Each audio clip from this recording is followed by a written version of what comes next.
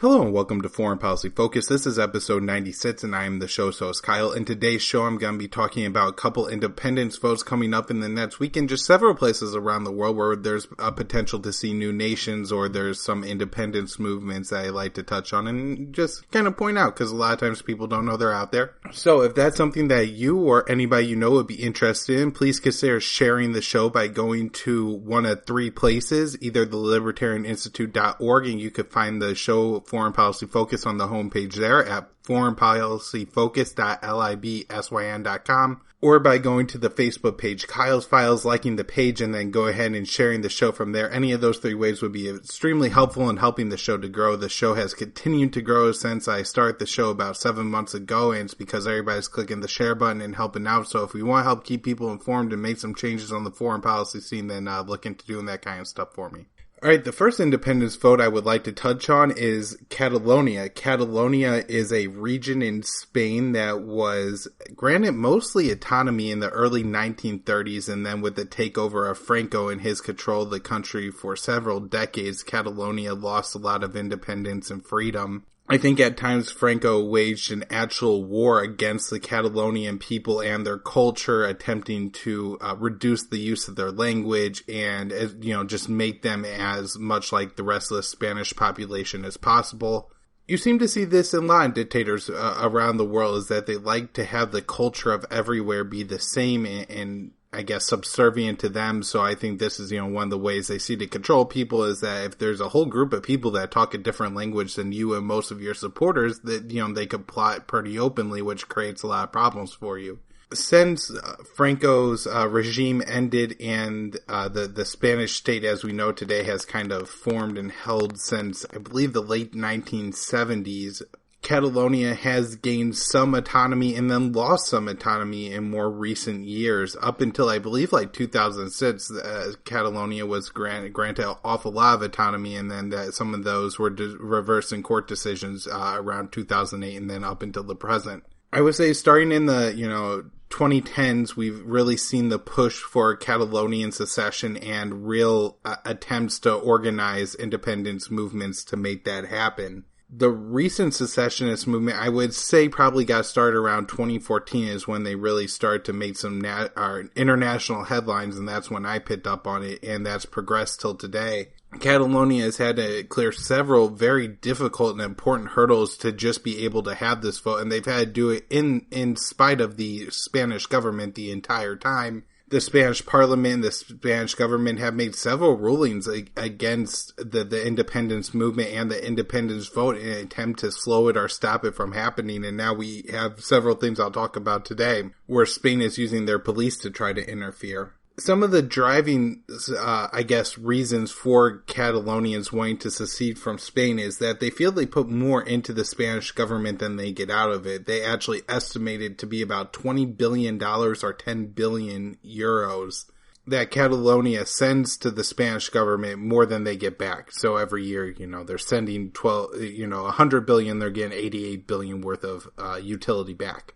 This is because Catalonia is a fairly productive and, industrious region. There's a lot of successful people there, and, I think this is dated back from years and years. The city of Barcelona is there. I'm not sure, if they're better tourists than, tourists like this area more than other areas of Spain, but this has been the case, I guess, for quite some time. I think there's cultural differences as well, that the Catalonians, or at least a portion of them, really don't see themselves as being Spaniards and being a different group of people completely. And I think in many cases around the world, the French feel that, they have their country that is different than the Germans. And America, is slightly different, I think, because of the youth of America. And the Spanish government, especially, central government, has been relatively unsuccessful. Spain hasn't been a very prosperous country over the past few years. Spain was a part of the, Eurozone paid nations because they were doing so poorly. I believe at one point, 40-something% of the male working age population was unemployed. Just not a good economy. They're involved in some of the inner seas overventions, which gets them into trouble. They're a part of NATO. They're a part of the, Eurozone. And it seems that at least for one country, maybe globalism hasn't been all that great for Spain. And so the Catalonians would probably feel that their region, if they were an independent nation, is being held back by the rest of the Spanish people, and so they could, break free and be better. Polling in for the independence movement has fluctuated, but has always been in the 40% for both sides as far as I could tell. When Catalonia, I believe in 2015, held some referendum and parliamentary elections for the Catalonian Parliament, the overwhelming number of people elected were pro-secessionist or pro-independence movement people. And they won pretty overwhelmingly, so it either suggests that the people who are in support of independence are more likely to go out and vote, or more people are just lying to the pollsters. Not sure how that's working out, or the polls could be misleading intentionally. Like I said, the Spanish government does not want this vote to happen. They do not want Catalonia to break up, partly because they're, the rest of the country is benefiting from the Catalonians, and losing that $12 billion would certainly hurt the Spanish government and put them more into debt. And so they have their police out right now looking around Catalonia trying to find the ballots and the ballot boxes. Now this sounds insane because I was like, what, this is 2017. In what world is this happening where the police are actually going out and trying to find the ballots and the ballot boxes? But that's what's happening. They said the election was illegal, and so this is what they're doing to stop it. I'm waiting to see if they, threaten to arrest people who go out and vote or any of this. They're also detaining mayors, pro-secessionist mayors in Catalonia, and I guess the mayors are all sitting there quietly while the police either yell at them or ask them what's going on. I'm not sure. Like I said, this whole thing is absolutely insane. I just let the people be who they want to be. I guess as an American, my take on it would be is that whatever the Catalonians decide to do and whatever happens between the Spanish and the Catalonians, that's their own business. If the United States is doing deals either with people in Catalonia or in Spain, then they should potentially evaluate continuing to have those deals, such as an alliance with Spain or an agreement to sell the Spanish government weapons if, let's say, the Spanish government starts to oppress the Catalonian civilians. However, either way it goes, I don't think the American government should intervene on either side in any potential conflict. And really, in the conflict we have now, we shouldn't sanction one body or the other. We shouldn't look to support one side more or the other, give our support to one side or the other. I know that's sometimes very popular, as everybody wants the United States Congress to pass a resolution supporting this group or that group. It doesn't need to happen. And then just on the personal level, I feel like everybody's an individual and should be able to determine where they live and who rules them. And so if the Catalonians all want to get together and vote for a different ruler, well, that seems like how they should be able to live. Why should you be subject to a rule that you don't think is legitimate, valid, or fair, or just not as good as a different ruler you could have? I mean, if governments are really as powerful and as great as everybody says and suggests, then people should be allowed to, put in place whatever government they think will work best for themselves. And so if the Catalonians decide to do this, all the more power to them. The vote is actually happening on October 1st, so, we're closing in probably 10 days from now, looking like it's gonna happen from everything I'm seeing. It could be a surprise and turn out that they don't end up voting for secession, which I think would be a relief for everybody, at least on the Spanish side and on the international stage, because then there's really no conflict. Life just goes on as normal. If 0.0001% voters come out and say, yes, we want to secede from Spain, then it looks like within 48 hours, the Catalonian government will declare itself being independent from Spain. What happens from there is anyone's guess. There's a lot to be arbitrated and discussed here. There's the military, does Catalonia keep any of that? They certainly paid for a lot of it. There's the national debt, which I'm sure Catalonia has, in some sense, contributed it to, and will they have to assume any of that debt? There's maybe contracts with other countries. Does Catalonia now just get all the contracts that were going to companies within Catalonia? This is a lot to decide here. Do they join NATO? Do they join the Eurozone? I think we've seen very small nation states in Europe do pretty well. Monaco, Luxembourg, Liechtenstein, Belgium are all very small areas, and so it doesn't seem like there would be any particular reason why this state couldn't survive if it declared independence, but we will see coming October 1st. 3 days from now, on September 25th, the Iraqi Kurds will also all head out and vote in an independence vote. Now, this vote I think is a little different because it's not quite as binding as the vote in Catalonia, where that seems to be a pretty much straight up and down. If they vote for secession, the Catalonian government itself will at least declare, itself independent. Now, if the Spanish government invades and stops this or whatever is yet to be seen. But with the Kurdish vote, I think it's at least possible that the Kurds end up voting to secede, but it being taken more as a resolution than a bill, and the leadership really doesn't go through with this. I was talking with some friends of mine who spend a significant amount of time in Iraq, and they were able to tell me that, this may not be something that the Iraqi Kurdish leadership really wants to go through with and would push back against. If the vote goes through, they may try to leverage the vote with the central Iraqi government to get some maybe more subsidies from the central government, or to get more help in the fight against ISIS, or better deal on the oil contracts. I mean, this situation is a lot more complicated. Catalonia itself does share a border, or have a border on the Mediterranean Sea. Iraqi Kurdistan is landlocked and is opposed by every country that neighbors it.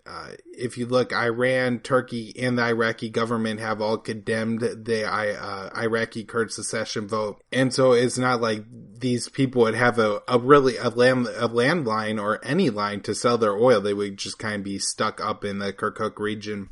And just to clarify, these are the Kurds that are in the east of the country along the border with part in the north, Turkey, but then to the east, Iran. This group is known as a Peshmerga, and they're different from the group of Iraqi Kurds that exists mostly in Syria, but also in Turkey, and then somewhat in western Iraq. Usually referred to as the Syrian Kurds or the YPG, PKK, that group. Now, those two, Kurdish groups don't get along very well either. And so there's distinct separation between those two groups, and I'll get into the Syrian Kurdish referendums and all that in a minute. The UN has officially condemned the vote by Iraqi Kurdistan and said that, we do not support your independence movement. The United States did vote to add an amendment to the 2018 NDAA, and I'll look through to see if it ended up in the actual bill. Sometimes these things get voted on and approved as amendments and then pulled back or attached to different bills.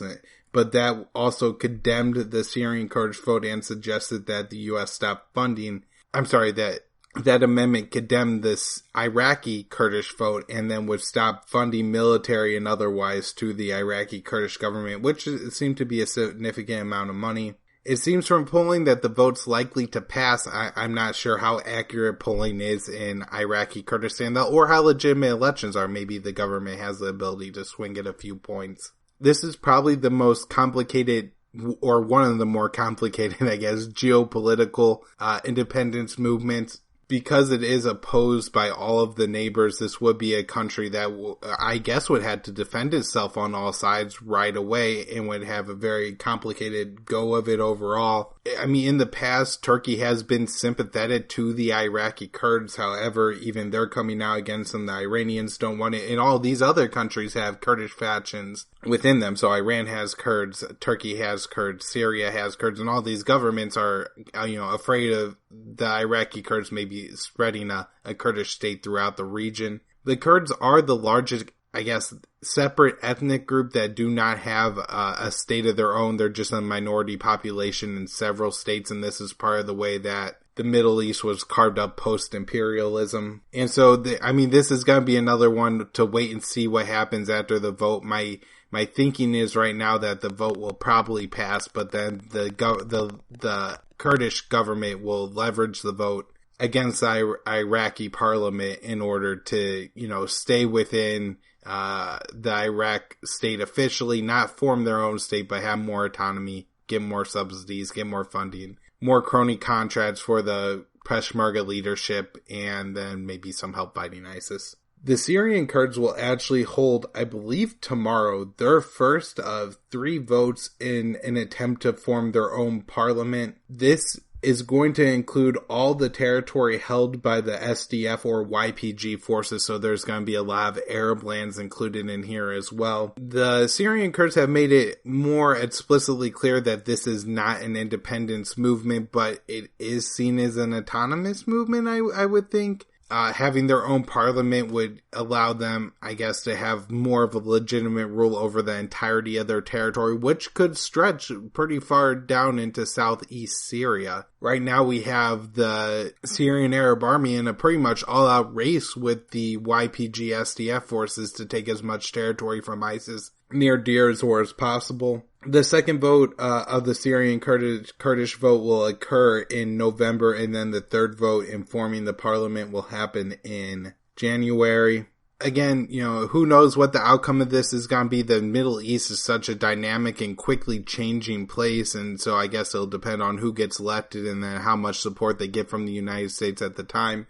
But this group of Kurds, the Syrian Kurds, have long been opposed and an enemy of the Turkish government, so Turkey won't be happy about this, I'm sure. One of the other places we could see a new state in the coming years is Israel and Palestine. I guess Palestine itself really isn't an official state. I don't think it's recognized by the big players in the UN, certainly not the United States. And so the Palestinians are in a lot of ways a kind of a stateless people. We have the Palestinian president at the UN actually saying that, that they're willing to accept a one-state solution. So it'll be interesting to see in the coming years how this plays out. And this is a case maybe where we could see, what should or could be two states blending into one in Israel. I think that the one-state solution is probably the quickest way to getting the Palestinian people their own rights and more freedoms, because right now they're very restricted and treated like second-class citizens in what's, their own state but occupied by Israel. We also had the U.S. opening their first base in Israel, our first official base in Israel, which just is an interesting and strengthening connection and ties between the two countries. In Russia, we have the Chechnya region, which in the past Putin has put down rebellions there. The United States has actually trained some jihadists to go up and fight in that region, and so it's a hostile region. In China, you have Taiwan, which I think is largely recognized as its own country just in general today. I think if I went out and, knocked on my neighbor's door and said, hey, is Taiwan a country? They'd probably say yes. However, the United States still officially supports a one China policy, and so, the United States doesn't see China as a separate or Taiwan as a separate country. There's also the Tibet region in China, which there has been people who have, wanted to separate and form their own country there as well for years and years. China is a very large country, so with billions of people, and it seems like it'd be impossible for a central government to really rule over all those people, so maybe one day we will see a separate the Chinese state breaking up. In India and Pakistan, we have the Kashmir region, which I think parts of are claimed by Pakistan and parts by India. I think the Kashmiris actually want to be their own people, so maybe one day they'll just get to be their own state and free of the nuclear brinksmanship by India and Pakistan. There's several secessionist movements in Pakistan, which is apparently just one kind of gigantic state all crammed together that doesn't work super well, and there's terrorist groups running all over that country, and several of them are hoping for their own independence movement. Scotland has voted on independence from the UK in the past, and there's still a movement to push that. Of course, just the Eurozone breaking up in general and the possible more countries we will see following the UK's leadership and then leaving the Eurozone. And then 3 other countries I've identified as possibly having some breakups to their current borders would be Yemen, which we're seeing a pretty good split between North and South Yemen right now. Libya, which was really only held together by Muammar Gaddafi, and so unless his son Saif Gaddafi ends up taking charge of that place, it may not be one country ever again. And then Somalia would be the last example where it seems like there's 3 or 4 different regions in that country that are fairly different and separate from each other. So one day, we could be up over 200 countries worldwide. I don't think it's that far out of the realm of possibility to have that happen. I think the breakup of some of these larger nation states probably won't be a bad thing. There's been groups for decades or centuries, like the Kurds, who have continued to be oppressed because they're kind of a minority movement in perpetuity. Of course, in Syria, we could see a partition there and, giving the Sunnis their own state, hopefully not dominated by the formerly US-backed Al-Qaeda forces running around the Idlib province there. And so it seems to me that smaller government means more freedom. So if we could break up some of these large governments, maybe we could get some small ones. I had a lot of other news stories I want to talk about today, but I don't think I'm going to get to all of them. So I just want to touch on some as I run down it and give everybody kind of a heads up and what to look for going over the weekend. The first and one of the most important is that Trump is looking to change the presidential policy guidance, which is an important book of rules that I guess some of the agencies had to operate under to allow additional detainees to be sent to Guantanamo Bay, and then also to loosen up some of the safeguards in the drone program that prevents civilians from getting hit by drone strikes all the time. Right now, there has to be a near certainty that drone strikes won't hit a civilian before they could be carried out. The Trump administration is looking to get rid of this. I also read a story about Trump wanting to hold military parades. It seems like a very Trumpian thing to want, and I'm sure that he's not looking at it kind of like he's a crazy Kim Jong-un marching down the streets with his missiles. But that's what it is. Hopefully, America was supposed to be a country without a standing army. So hopefully we're not dumb enough and we're not too far after 9/11 down this terror war rabbit hole that we're not willing to have that happen in our country. I read interesting reports from Bernie Sanders saying that Bernie Sanders says that Saudi Arabia is not an ally and we need to rethink the relationship with Iran. There are a few senators now, and a growing number, Chris Murphy, Rand Paul, Patrick Leahy, Mike Lee, Ron Wyden, who are not absolutely terrible on this Iran-Saudi Arabia issue, that we can maybe make some real headway and stop a weapon shipment to Saudi Arabia one day or something like this. We have families of victims of the U.S. drone programs currently suing the United States government, just asking the United States government to admit that they killed their family member wrongly and that their family member wasn't a terrorist. Some very important stories about the Iran nuclear deal.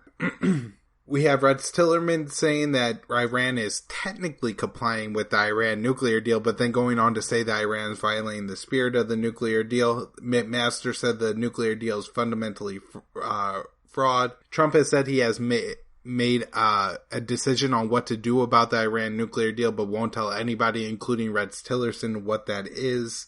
And all of this is because of this false narrative that the Iran nuclear deal is somehow a bad deal. It's not a bad deal for the United States. Daniel Larison makes this very clear in an article explaining how Iran pretty much did what the United States is demanding North Korea would do, which is give up its nuclear weapons program off the start, and in exchange the United States would relieve sanctions over time. And that's exactly what we have going on in Iran. Of course, Trump picked up this narrative in the beginning and is too stupid to fact check himself, and so we end up with this situation where we could end up having Trump blow the nuclear deal because of some Nikki Haley neocon star garbage about Iran is violating the spirit of the nuclear deal because we can't actually say they're violating the nuclear deal because everybody knows they're not. Iran's president made a couple interesting statements about the United States potentially pulling out of the nuclear deal. The first is that he said that Iran will not renegotiate the nuclear deal. I guess from the Iranian perspective, they've given up everything they could possibly give. They got the complete wrong end of this deal, and so there's no way they could renegotiate it because they can't give up any more. And if they go to negotiations with a Donald Trump and, U.S. envoy, and the U.S. asks for more and Iran says no, then they're going to say, well, see, Iran asked for war. The Iranian president also said that no one will trust the United States if the United States pulls out of the deal. I think this is a fairly accurate quote, but not completely.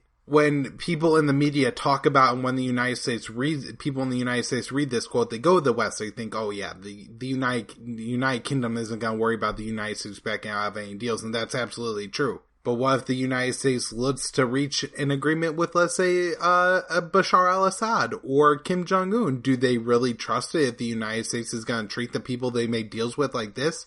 That's a real problem, and I wish Rouhani would have pointed this out and said it when he made this quote, to say, this isn't about the United States losing trade deals with Europe, this is about the United States losing potential peace with North Korea and others. Last note on the Iranian nuclear deal, a very, very scary story, and that is Macron, the French president, who I'm not even a big fan of. However, he seemed to, kind of be a Barack Obama progressive, saying the Iran nuclear deal is not enough, and so we have another world leader believing this nonsense about the Iran nuclear deal somehow allowing Iran to have nuclear weapons one day. That's absolutely not true, and that's not the case. They kind of base this on the fact that after, I believe, the period of 10 or 15 years of the Iran nuclear deal, of Iran complying with all this and giving up their Iraq nuclear energy reactor and some of their centrifuges and really scaling down the amount of nuclear energy they are creating in and for their people. And then the U.S. would, over that time, agree to relieve some sanctions. After 15 years, the deal kind of goes out of effect. And I guess at that point, Iran would just be a member of the Non-Proliferation Treaty and not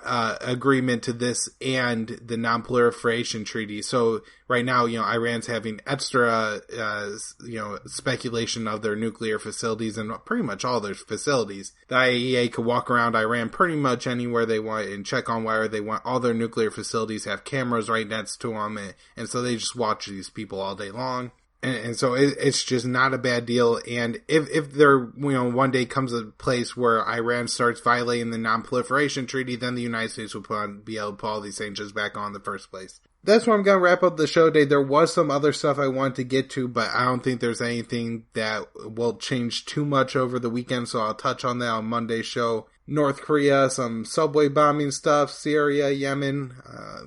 There's a lot of stories out there. There's a lot going on right now, so it's hard to keep up with all of it. In the 90 minutes or so I allot to the show a week, it's almost getting to the point where it's not enough time to cover everything because Trump is just all over the place, constantly wanting to bomb everybody, and the neocons in his administration are now just running amok and creating all kinds of problems. So hopefully one day we could stomp out some of these problems. If you want to help me with that, you can share the show libertarianinstitute.org or foreignpolicyfocus.libsyn.com or the Facebook page Kyle's Files. The Twitter handle is @KYAAALE.